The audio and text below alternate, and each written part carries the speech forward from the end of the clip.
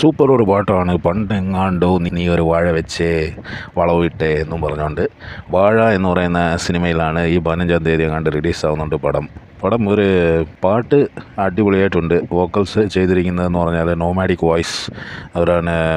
പ്രൊഡക്ഷനും വോക്കലും മറ്റേ റൈറ്റിങ്ങും പെർഫോമൻസും ഒക്കെ ചെയ്തിരിക്കുന്ന പുള്ളിയാണ്. അടിപൊളി ഒരു ആന്തമാണ്. എന്താണേലും ജയ ജയ ജയ ചെയ്ത അവരുടെ ക്രിയേഷൻ തന്നെയാണ് ഈ സിനിമ. ഈ 15-ാം തീയതി എങ്ങാണ്ട് റിലീസാവുമെന്ന് തോന്നുന്നു. വിപിൻ ദാസ്, ഹാരിസ് ദേസോം, PB അനീഷ്, ആദർശ് നാരായൺ ഇവരൊക്കെയാണ് പ്രൊഡക്ഷൻ ചെയ്തിരിക്കുന്നത്. ഐക്കൺ സ്റ്റുഡിയോസാണ് ഇതിൻ്റെ പ്രൊഡക്ഷൻ ഹൗസ്. ഇതിൻ്റെ ഡയറക്ഷൻ ആനന്ദ് മേനെ എന്ന് പറയേണ്ടി വരുമെന്ന് തോന്നുന്നു. Screenplay, dialogue, story Vipin ദാസാണ്. പ്രൊഡക്ഷനിലും വിപിൻ ദാസിൻ്റെ കൈയുണ്ട്.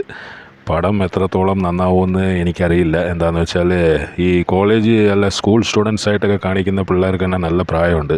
പിന്നെ ഇതിനകത്തൊരു പാട്ടുണ്ട്, ഈ വാഴ ആൻതം എന്ന് പറഞ്ഞാൽ അത് അടിപൊളിയായിട്ടുണ്ട്. അത് പറയാതിരിക്കാൻ പറ്റില്ല.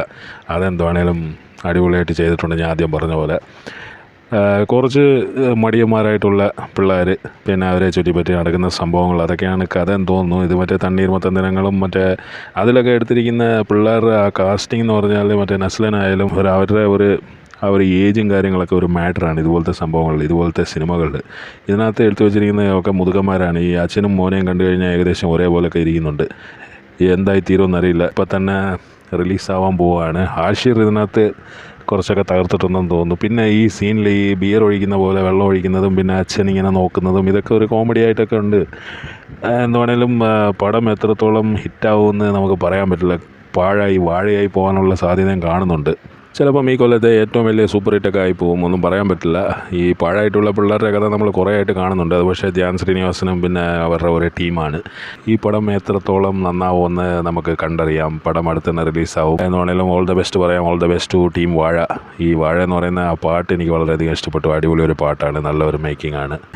കുറേ പുതിയ ആൾക്കാരൊക്കെ ഉണ്ട്, കാണാം. പിന്നെ ഈ പടത്തിൽ വേറെ ഒരു പാട്ടുണ്ട്, അതിമനോഹരം എന്നും പറഞ്ഞുകൊണ്ട്. ഈ സീനൊക്കെ ആ പാട്ടിൽ വരുന്നതാണ്. ആ പാട്ട് റിലീസായത് കണ്ടപ്പോൾ എനിക്കാകെ ഒരു വളിപ്പാണ് തോന്നിയത്. ഈ ചെറിയ പിള്ളേരെയൊക്കെ കാണിച്ചിട്ട് ഇവർക്ക് ഇപ്പോൾ ഒരു ഫാമിലി ആയിട്ടൊക്കെ വന്ന് സിനിമ കാണുമ്പോൾ ഈ ഇത്രയും വലിയ പിള്ളേരൊക്കെ ആണെങ്കിൽ കുഴപ്പമില്ല. ആ ചെറിയ പിള്ളേരെ നേരത്തെ കണ്ട സീനിലുള്ള അതുപോലത്തെ കുഞ്ഞു പിള്ളേരെയൊക്കെ കാണിച്ചിട്ട് ഇതുപോലത്തെ പിള്ളേരെയൊക്കെ കാണിച്ചിട്ട് ഇതിൽ പ്രേമം മയിരെന്നൊക്കെ പറഞ്ഞ് കാണിക്കുന്നത് ശുദ്ധ തെമ്മാടിത്തരമാണെന്ന് പറയാനുള്ളൂ. സ്കൂൾ പിള്ളേരെ ചീത്തയാക്കുന്ന ഒരു പരിപാടിയാണ്.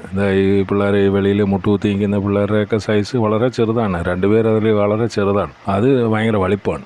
കഥ എഴുതിയ ആളുടെ മനസ്സിലുള്ളതും കഥ എഴുതിയ അല്ലെങ്കിൽ ഡയറക്ടറിൻ്റെ മനസ്സിലുള്ളതെന്ന് പറഞ്ഞാൽ അയാളുടെ ഏജിനുള്ള ആ ഒരു ഫീലിംഗ് എന്ന് പറയുന്നത് ഈ കുഞ്ഞു പിള്ളേരുടെ തലയിൽ അടിച്ചേൽപ്പിക്കുന്ന ആ ഒരു പ്രവണത വളരെ മോശപ്പെട്ട ഒരു പരിപാടിയാണ് എന്നേ എനിക്ക് പറയാനുള്ളൂ. ഇത് മാത്രമേ എനിക്ക് ഈ സിനിമയിൽ ഈ ട്രെയിലറും ഈ പാട്ടൊക്കെ കണ്ടിട്ട് ഇഷ്ടപ്പെടാത്തേ ഉള്ളൂ. മറ്റേ കാര്യങ്ങളൊക്കെ കുഴപ്പമില്ല. മറ്റു കാര്യങ്ങളൊന്നും വലിയ പ്രശ്നമില്ല.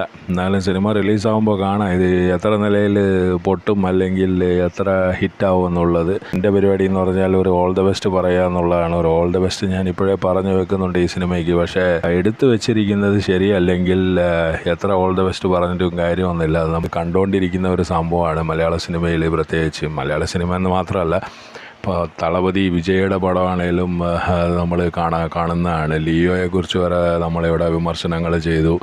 അല്ലെങ്കിൽ കമൽഹാസൻ്റെ ഇന്ത്യൻ 2 വരെ വളിപ്പായി എന്ന്, വളിപ്പാണെങ്കിൽ നമ്മൾ വളിപ്പാണെന്ന് പറയും.